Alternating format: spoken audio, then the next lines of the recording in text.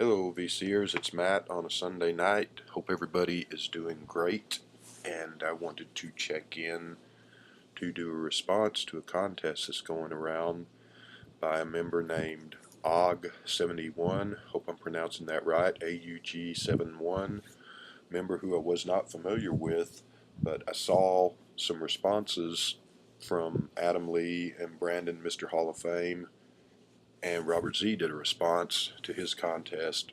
So he just graduated high school last week, I suppose, and congratulations on that milestone. So his contest question, is to talk about albums that were important to you in your high school years, albums that helped get you through your high school days. High school was 1978 to 1982 for me. Pretty good years. I look back on them fondly for the most part. Wasn't crazy about all of it. Some of it was boring. Sitting through physics and algebra certainly wasn't the most fun. But a lot of cute girls, a lot of good friends. Just being young and running around and being stupid and having a ball was a pretty good time. A lot more fun than I have nowadays, that's for sure. But musically, what was I listening to? Well, certainly a big part of my music was the Beatles and the Rolling Stones, but I didn't discover them in high school. I got into them actually back in elementary school days, but they stuck with me through those days and through high school and through the rest of my life. So that was a huge part of my musical palette in the high school years. Now, take a little detour. Back in elementary and middle school days, which would have been the 70s, being into the Beatles, and I certainly was not the only kid in my school who liked the Beatles. There were a few others, but most of the kids liked what was the stuff that was popular on the radio in those days. And if you were around in the 70s, well, inescapable things like Hotel California, Frampton Comes Alive, Rumors by Fleetwood Mac, Grease, Saturday Night Fever, Led Zeppelin, all that stuff.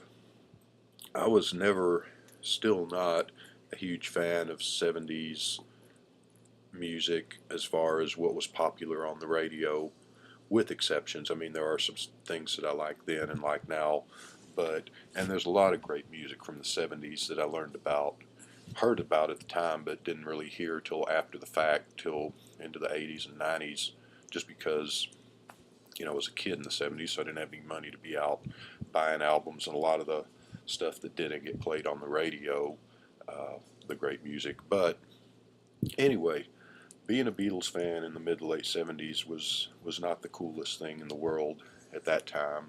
They were considered kind of old-fashioned and corny in those days. And then sometime around the early 80s, they all of a sudden got hip and cool again, and that's why to this day I guess you see high school kids now that are into the Beatles and 60s music that was made decades before they were even born. But at the time, I distinctly remember getting ragged on a little bit for being a Beatles fan. Kids in school would say, well, they were okay back in their day, I guess, but you know, way back in the old timey days of 6, 8 years ago. But you should listen to cool music. You should listen to Kansas and Kiss and good music instead of the Beatles, because that's just old fashioned stuff. I didn't take them up on it, but anyway, kind of got off track there. But I will make one other detour to middle school days, because about the time I was in 6th and 7th grade, which would have been 76, 77, is when the punk rock explosion happened. I say explosion because you heard about this crazy band called the Sex Pistols, and then you heard about some of the other bands, the Ramones and the Clash and so forth. Thing is, I don't know what it was like in the rest of America, but in Dallas and Fort Worth, none of that stuff got played on the radio at all. And so there was no way to, you heard about them, but you didn't hear them. I didn't end up hearing the Sex Pistols till probably 80, 81, and we're talking this is 76, 77, And of course, this was years before MTV and the internet and YouTube and all that stuff. So it's not like today you hear about a band, you can just go on, look up their website or go to YouTube and listen to some of their stuff and see if you like it or not. I mean, that wasn't an option back then. I remember seeing the Sex Pistols album in Sound Warehouse and Peaches and being kind of curious to what they sounded like. Even considered buying it a couple of times, but like I said, I was, 13, I guess 13, 14 years old, so didn't have a lot of money. And even though I was buying albums back then, I was still filling in my Beatles collection and solo Beatles and some Rolling Stones and 45s and a few other bands here and there. Some Motown stuff. I was into that from even before I was in high school. But anyway, so yeah, I remember in 7th grade, a buddy of mine, John Tejada, who good guy, haven't seen him in decades, have no idea what happened to him, but he was big time into Led Zeppelin, and he also liked stuff like ELP and Yes and Genesis and things like that. So we're out shooting baskets at the playground, and punk rock comes up for some reason.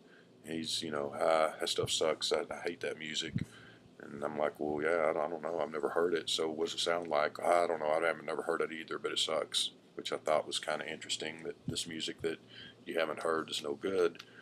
But so high school, like I said, 78 to 82, and it was kind of a revelation to me because when I went to a private school, actually, all through high school and school before that, but uh, some of the schools, small school, then you get to high school, it's bigger, and there's people from other schools there. So all of a sudden, there's kids there that are into this crazy punk rock and new wave stuff, which kind of, because it wasn't on the radio, and so it was kind of surprising that, oh, people actually listen to this stuff and like this stuff. Kids that were into Devo and the Clash and stuff, and this was before, like I said, MTV. So this was before Whip It and hits and stuff for Should I Stay or Should I Go. Uh, so yeah, that was kind of a revelation, and it was also, like I said, I wasn't a huge fan of '70s music as far as the popular radio stuff, and all of a sudden, even though the radio didn't play the new stuff, slowly they started to play some of it. Blondie started showing up on the radio, and the Cars, and the Talking Heads, the Police. Never was a big fan of the Police, but it was, to me, pretty cool to all of a sudden have, because I was big time into the Beatles and the Rolling Stones, but the Beatles were broken up. It was nice to have bands that were, I was, 14, 15 when I started, 14 when I started high school, um, that were not my age, but just a few years older, and that were making their best music right now, and you could go see them in concert right now. And I don't know if that makes any sense, but that was really, really neat to me, I thought, because the Beatles were great, but I was one when they showed up in America, and so never got to see them in concert or anything. So that was cool. But high school days were also a time of discovering a lot of great older music for me. And I'll start with, if I can grab the thing here. So this was the first proper song that I remember really getting into, 1967, Light My Fire. I would have been about 4 years old, and got my mom to buy the 45 of it for me at Murphy's at Seminary South. Jumped around the house singing it and drove my parents and my brothers crazy. I think my brothers liked the song when it first came out, but I think they got tired of it really quick because of me jumping around and singing it. And I didn't become a huge Doors fan and go out and buy their albums because I was 4, but I always liked that song. And I remember some of their other songs from just hearing them on the radio, things like Riders on the Storm and LA Woman, Touch Me. So, but when it really got into the Beatles and the Rolling Stones, I didn't get into the Doors till later. '79, Apocalypse Now comes out. The movie used the end played the end in the movie, which nowadays every movie has a soundtrack that's pop and rock and current stuff, and so that's no big deal. But back then, that was pretty rare. That wasn't you didn't. It just wasn't like there was no rock or pop music in movies, but there wasn't a lot, and it was few and far between. So unless you're talking about something like A Hard Day's Night or Give Me Shelter, you know. But anyway, so the Doors revival kind of kicked off. Remember that in the early '80s, and then I remember the Pretenders was another one of the great debut albums, and that came out when I was in ninth grade. So I really got into them.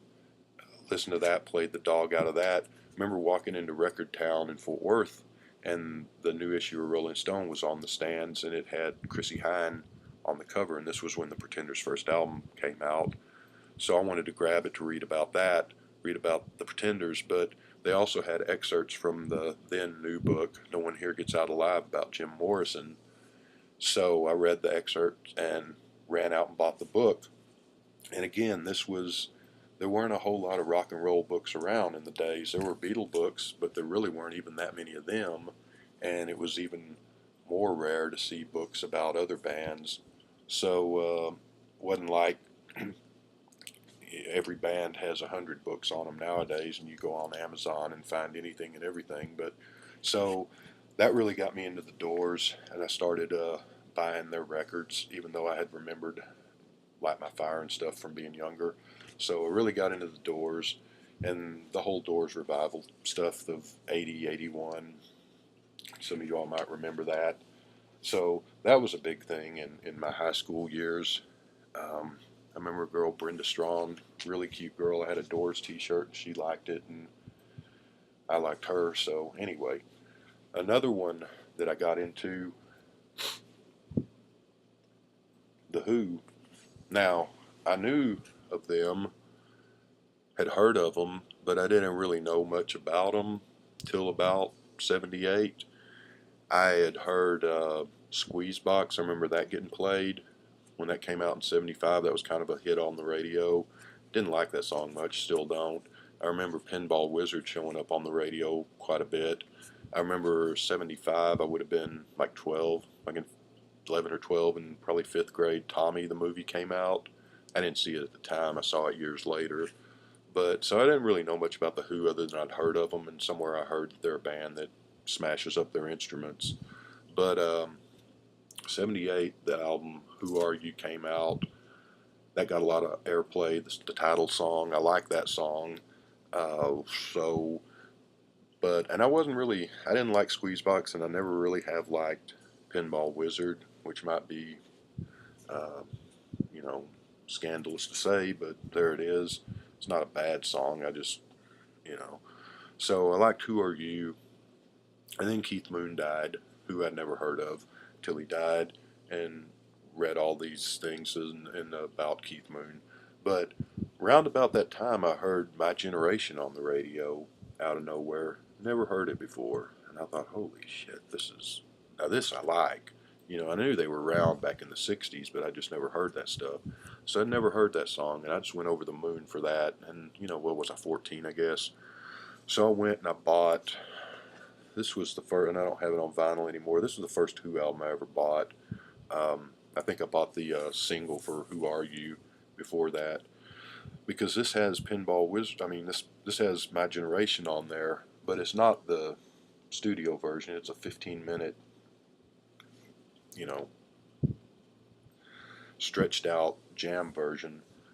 Good album, one of the great live albums of all time, and I played this thing to death. A buddy of mine, Joe Martinez and Pat Miller, that I didn't meet till I was in 10th grade, they had a little garage band, and they were into the Who, and we used to ride around playing this on the 8-track.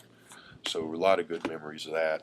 So I got into the Who and bought all their stuff. I went and bought, they had those double albums at the time that had My Generation and Magic Bus, and the other one had Sellout and Quick One. And then I bought Who's Next and Quadrophenia and all that stuff. So I like the 60s Who. I don't like them past the 60s too much, but that's another video for another time. So the Who, that was a big thing in ninth grade. Another thing, and then, the Pretenders and the Cars and Blondie and all that stuff showing on the radio, those were big things. This was a big thing in ninth grade. This came out 79. So I think this came out toward kind of mid to towards the end of ninth grade. This was a huge one. Really liked that. Got to see them on the Dream Police tour in 80. So, and then after, I think this came out after Who Are You? This was a big one. You don't hear this one too much anymore, but this was got a lot of radio play, and by this time I was heavily into the Who. So that was ninth grade. ELO had some stuff. The Knack, I liked them. They were big for a few minutes, and then people got tired of them. That was good stuff. So moving into 10th grade. Oh, this was, I guess this was 10th grade. Springsteen. This came out, kind of got into Springsteen, went backwards and bought Born to Run and Darkness on the Edge of Town.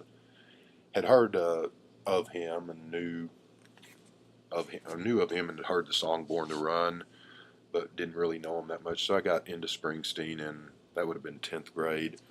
The other going backwards find, this is the first Kinks album I ever bought, live album that came out in 1980. So, and I'd heard of the Kinks, just like the Who. I'd heard of them, but wasn't overly familiar with them. I did know You Really Got Me, All Day and All of the Night, and Lola. When I got into them big time, some of the songs I heard, I was like, oh yeah, okay, I've heard that before. This is their live album from 1980, from I guess their 79 tour. Played this to death too in 10th grade, all through high school really. Not one of their best albums by any means, but about the time this came out, Cream magazine, and I should have pulled the issue, did a story, and the guy wrote about the Kinks, and he wrote about did a article in which he reviewed all of their albums up to that point. So that got me interested in their 60s stuff. Second Kinks album I bought, which is light years better than the live album One for the Road. And this is my second favorite album of all time to this day. So, and I had it on vinyl. I don't. I need to get a vinyl copy of it again. Just a great. But I mean, their 60s work is, I could do a video on the Kinks all by themselves saying why if you don't have their 60s stuff, you need to go out and get it if you like the Beatles and other 60s stuff. Because it's also my second favorite band of all time. Anyway, the Kinks, they were huge through high school. Another thing, I had a Beatles book, Beatles Forever by Nicholas Schaffner. When he's talking about 67 and the whole psychedelic period, he mentioned an album called Piper at the Gates of Dawn by Pink Floyd. So I tracked that down. I used to have it on vinyl too, no longer do, and that was my first Pink Floyd album, and it is my favorite Pink Floyd album. Syd Barrett, all that. I like some of their other stuff. I'm not big on The Wall and a lot of their 70s stuff, but I like the stuff in between this and Dark Side of the Moon. I'm not that huge on Dark Side of the Moon. It's not a bad album, but this is, to me, by far their best. So that was huge high school stuff. So yeah, 10th grade, and there was other stuff starting to show up. Blondie, the Cars I mentioned. Moving into 11th grade, you got the 80s. The early 80s were great to me. You had a lot of one-hit wonders. Human League, Don't You Want Me, 8675309 by Tommy Two-Tone. Just a ton of Turning Japanese by the Vapors, stuff like that. There's also a time when I started buying albums finally that didn't hear on the radio, but I read about in Cream and Trouser Press. Rolling Stone, which was not very good then, but it wasn't totally worthless like it is now. So you would read about the Clash and stuff, and so I finally took a gamble on picking up some of these albums, and so this is actually 81, but the first album I bought was London Calling, one of my favorite albums of all time. So the Clash, so I started getting into Clash. That would have been 10th, 11th grade period. There, trying to hurry this up some. Same thing. This was 81, I think. I've always been a fan of girl group stuff. So this came out. Really love the Go-Go's. To this day, I do. Talk Show's my favorite of theirs, but this is almost as good. Most people probably put this as their favorite. So that, trying to think of what else did I pull here? Guess that's, but yeah. So then you got MTV came in, which is like Rolling Stone now. It's totally worthless, but it was a lot of fun and fresh and new at the time. It's fun. I kind of lost interest in it past 85, 86 or so, but that was about the tail end of high school. MTV showing up because we didn't have cable. Came into Fort Worth area around 81 or so, but it didn't come into the whole here's cable. They had to put the lines in, so certain parts of town got it before other parts of town. So I remember going to a friend's house to watch this new thing called MTV, and they didn't get to our area till 6 months or so later, and we got cable TV. But so MTV, and you got all that stuff. But that was more really 82 is when I graduated, August of 82. But so yeah, just a lot of good music and a lot of good memories. I really think that other than the 60s, my favorite period of music is probably that 70, 78, 79 to about 85 period. And Prince, oh, Prince was another one I heard. A guy, we had to go, class where we had to go pick a business and go interview the people at the business and write a report, go to a bank or go to a real estate office or whatever, and broke into groups of like 4 or 5 kids to go do that. So I was riding this guy. Uh, he was playing Controversy by Prince, who I'd never heard of. And I thought, yeah, that's pretty cool. Who is this guy? And he said, that's Prince. And so I thought, well, this guy's going to get big, and the guy, those, not that it really matters, the guy that was driving, we went in his car, he was a black guy. And this was in the days when uh, white people and black people didn't really listen to the same music a lot. I mean, certainly they did some Ohio players and stuff, but because I remember the whole thing with MTV not playing black artists and saying that people wouldn't, and finally they started playing Michael Jackson, and that kind of broke the barrier.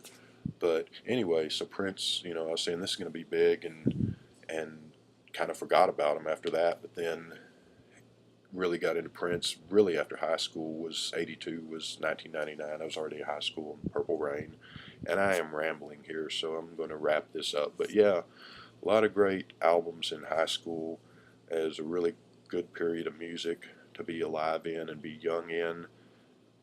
The stuff that came after wasn't too crazy about, but so yeah, I'll just end it on that rambling note. Hope everyone has a good Sunday.